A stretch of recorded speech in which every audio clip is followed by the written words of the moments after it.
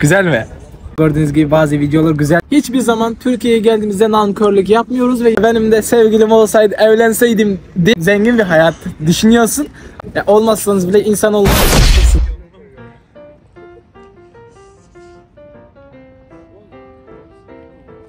Merhaba arkadaşlar.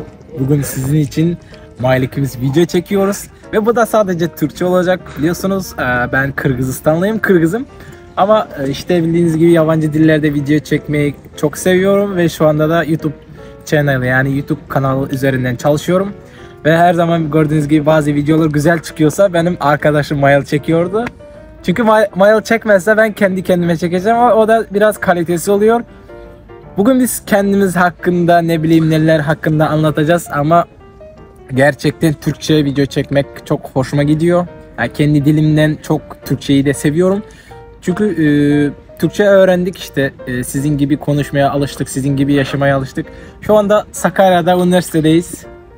Mayıl bana bir tane kahve ısmarladı. Teşekkür ederim Mayıl'a da. Latte kahveyi seviyorum, sütü seviyorum. Ama bildiğiniz gibi artık zamlar geldi. Yani her şey pahalı olmaya başladı. Bildiğiniz gibi bu kahve Türkiye'de 50 TL, tamam mı? Yani küçük latte kahvesi 50 TL'dir. Bizim Kırgızistan'da 20 TL diyebilirsiniz. Şu anda burada çok pahalı ama artık içmek zorundayız. Artık finaller, dersler, egzamlar var. O yüzden işte yapıyoruz, içiyoruz. Bir de yabancı olarak Türkiye'de yaşamaktan bir işte dediğim gibi Türkiye sıkıntı, zam geldi, her şey pahalı oldu demiyoruz. Çünkü her dünyada herkes bunu yaşıyor. O yüzden de hiçbir zaman Türkiye'ye geldiğimizde nankörlük yapmıyoruz ve yapmamaya çalışıyoruz. Dediğim şudur, yani artık tek Türkiye'de her şey pahalı değildir.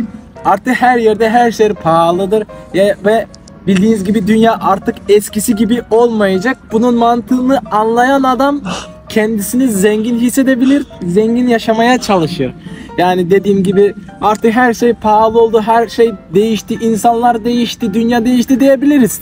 Artık tabii ki dünya değişecek. O yüzden bunun mantığını anlamışsanız diyemem şu ki, bugün neyiniz varsa, neyle yaşıyorsanız, neyi içiyorsanız ona şükür edeceksiniz ki mutlu olursunuz. Yoksa şükür bulamadığınız zaman hiçbir şeyi bulamayacaksınız. O yüzden ben de yabancı olarak Türkiye'de evet çok sıkıntı çekiyorum. Çok bir şey para, yani çok para olması lazım. Yani o yüzden ben buraya okumak için geldiğim için sıkıntıları içime yutuyorum. Anneme babama Kırgızistan'a söylemiyorum. Hani keşke bu kadar başkalarına bakarak keşke benim de arabam olsaydı, keşke ben de bir şey yapabilseydim, keşke benim de sevgilim olsaydı, evlenseydim demiyorum. Çünkü şimdi durduğum durum da çok iyi. O yüzden iyi yaşamaya, iyi bir hayat geçirmeye çalışıyorum. Yani Allah'a şükür çok güzel. Bir de yabancı diller olarak Türkçe, şu anda İngilizce öğreniyorum. Hayatta öğrendim diyebilirim. Yani gelecekte Arapçamı daha genişletmek istiyorum. Bir de Kırgız dilini de başkalara öğretmek istiyorum. Bunun da Allah'ın izniyle bir gün çekeceğimi düşünüyorum. Evet arkadaşlar, ben yabancı olarak hayatımdan çok memnunum. Yani Türkiye'de artık zamlar geldi bile, pahalı oldu bile, enflasyon yaşasak bile artık yani durumumuza şükür edelim ki bir şey bulalım yani en azından. Ben my major is computer engineer. Yani benim okuduğum bölüm bilgisayar programcılığı, bilgisayar mühendisliği. Şu anda çok iyi. İyi insanlar var ki çok iyi. Ben Türkiye'de yaşamaktan çok mutluyum. Amerika'ya da gitmek istiyorum da neden? Amerika'da çok yani daha zengin bir hayat düşünüyorsun ama orada da sıkıntı var yani. Ben Türkiye'ye gelmeden düşünüyordum ki Türkiye'de çok güzel bir hayat var. Yani şunu anladım ki artık her yerde sıkıntı vardı ve onu bakmayınca, dışından görmeyince insan bir şey diyemiyorsun. O yüzden bugünkü günümüze şükür diyeceğiz ve mutlu hayat geçireceğiz. Bir de gördüğünüz gibi üniversite çok güzeldir. Yani bizim kampüsümüzde her şey var. İstediğiniz gibi eğlenebilirsiniz. Kütüphanesi var. Ne isterseniz o vardı yani. Bundan artık Amerika'ya gidersen de bu kadar üniversite kampüsünü belki bulursun, belki bulmazsın. Yani Kırgızistan'a göre daha iyi olduğu için burada okuyorum. Kırgızistan daha iyi ama ben Türkiye'de okumak istedim. Türkçe öğrenmek istedim. Daha başka yabancılarla iletişimi seviyorum. Başka bir şeyler öğrenmeyi seviyorum. Şu anda da YouTube üzerinden çalıştığım için size bazı konularda anlatıyorum. Ben o kadar da I am not smart person, but I am trying every day. Yani ben çok bir akıllı bir insan değilim ama her gün bir şey öğrenmeye çalışıyorum. Bu arada Türkiye'de yardımcı olan çok güzel bir hocalarımız vardı. En azından şunu söylemek istiyorum ki Sakarya'da en sevdiğim bir Yusuf diye hocamız vardır. Yani ben bunu insanlık olarak söylemiyorum, tamam mı? Yani onu iyi göstermek için değil.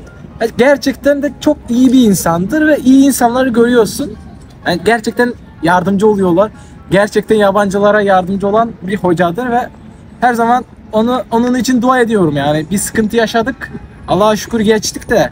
Ama öyle bir sıkıntılarda bizde kimin iyi bir insan, kimin kötü bir insan olduğunu gösteriyor. Mesela dediğim gibi kardeş olabilirsin, arkadaş olabilirsin. Ama kötü günlerinde kimin kim olduğunu görüyorsun. Yabancı olarak bir yere gidersen bunu iyice anlarsınız. Mesela Türkler Türkiye'de yabancı değil ki ama biz Türkiye'de yaşadığımız için yabancı sayılırız. Yani sıkıntılarda mesela başka biri aldatabilir ya da başka biri bir şey yapabilir. O yüzden demem şu, yani yurt dışına gidin ki siz de yabancı olmanın bir hissini duyun. Yani sıkıntısını çekin. Sonra insan olacaksınız.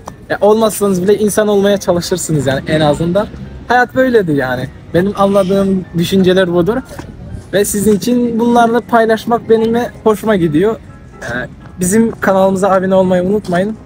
Tekrar görüşmek üzere. Teşekkür ederim.